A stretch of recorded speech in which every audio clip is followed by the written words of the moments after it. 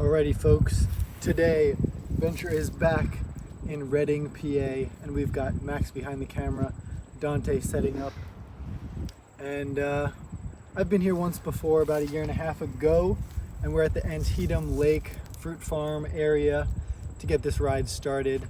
Gonna start out with some flow, some chunk, and then we're gonna try and do some shuttling with the car over on the Mt Penn Preserve side. We've got our enduro-ish trail bikey things, and it's a beautiful day, like 60 degrees. November, it's gonna be an epic shreddy day. Let's go. Alright, so for one of my last videos for 2024, we're gonna rewind back to November, where Max and Dante and I decided to take a little bit of a mountain biking weekend trip up to Reading, Pennsylvania, or rather west. But we actually had plans to go to Vermont a couple weeks prior, but I ended up getting COVID, so that kind of put the kibosh on things.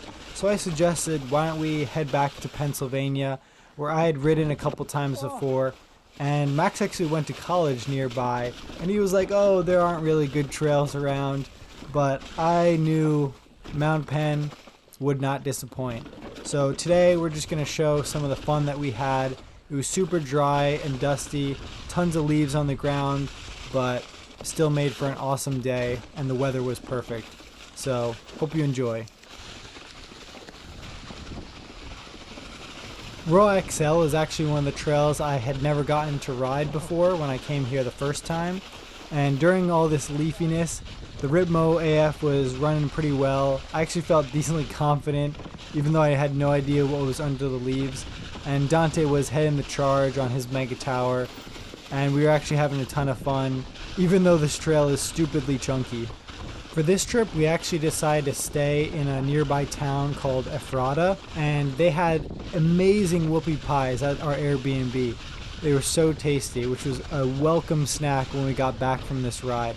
But it just goes to show that when you've kind of explored a place a little bit, wherever you were, maybe you were traveling, driving through, stopped by, checked out a new place, and you're like, oh, I would like to come back here and really get a better taste for it, spend the whole day. This is exactly the kind of thing that we were able to do here.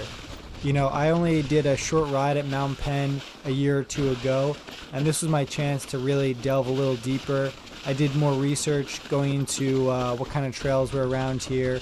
Trail Sage has a lot of good YouTube videos on Mt Penn, and we definitely hit some of the classics given what conditions we could actually find the trails.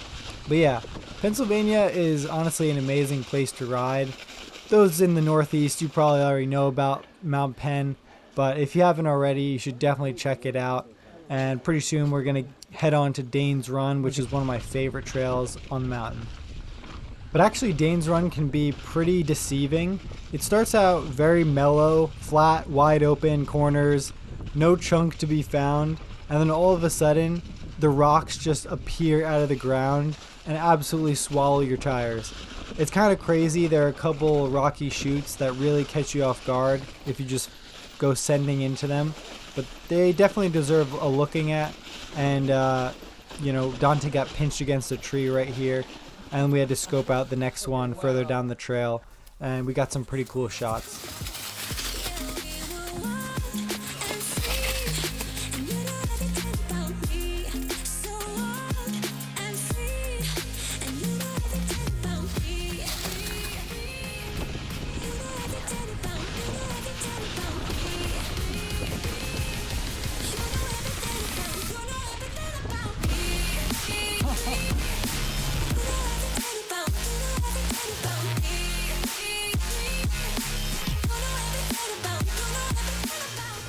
So as we continue down Dane's Run, we're having a blast. The trails are running fast, and soon enough, Max is going to take a little bit of a spill, pretty hard spill actually, right against this tree that I'll point out.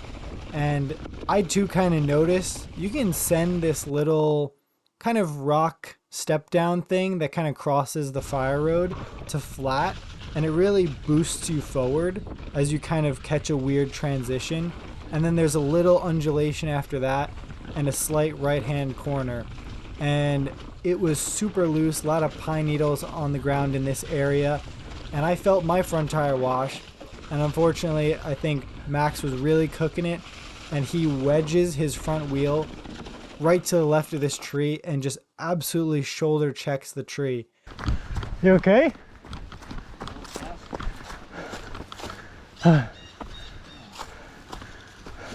What happened? Tree. Which one?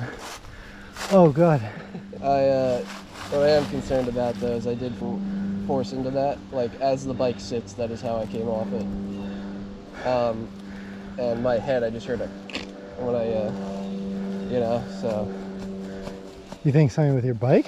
No, it was definitely in my neck. Oh, damn. It's alright. Just went over the rim, I guess. Was this your helmet? Yeah, probably. Damn. So luckily both Max and his bike were pretty okay.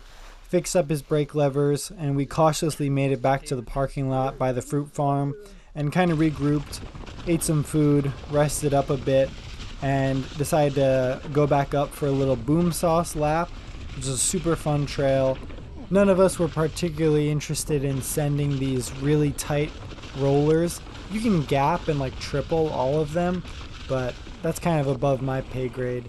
And it was a nice little way to get some flow in us, a little bit of jumping, and we could head over to the Skyline Trail, check that out, see if Dante wants to hit anything, and that would wrap up the fruit farm.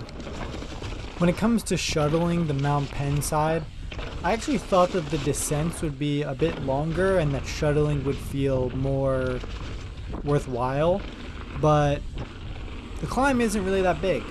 But it is on the road, and people come whipping around that like 180-degree switchback sort of thing by the Patagonia and by the pagoda. Jesus. But yeah, it's not a great road to climb. People do drive pretty fast, and some of the trails that are kind of off to the side are even shorter descents, like only 150 to 200 feet. But Dante ended up hitting the Skyline drop, and then Max and I went up and did stage 3. And stage 3 was nice because it was actually leaf blown. We had a little trouble finding it because off the top it wasn't leaf blown, but once you get down a little bit, it was clear. And that's pretty much just a straight shot down. I wouldn't really rate it as a double black diamond, but Skyline was running pretty good. Dante was able to do quite a bit of it. We ended our day with a little bit of the network trail, which was also hard to find, but you eventually start to see these little rock outcroppings that have weird, sketchy ramps on and off of them, some which are dilapidated and out of use. But I love trails like that, and I wish we could have found all the stuff like that, because I know there's more, so we'll just have to come back.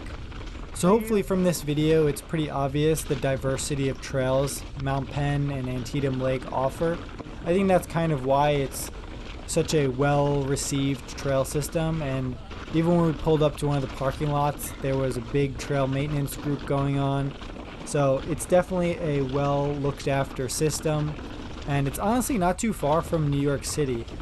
I think you could get there in 3 hours or so. You know, coming from Long Island, it took us closer to 4, but totally worthwhile if you could leave on a Friday night, get a full day Saturday, another ride Sunday morning, and then head out Sunday evening. And, you know, you can do it pretty cheaply. I love doing these kind of short weekend trips, exploring the Northeast without spending a ton of money. I think I only spent couple $100, $200, $300 with feeding myself, Airbnb, gas, all that jazz. So hopefully you enjoyed watching this video, and maybe it'll inspire you to check out some places a little bit further afield.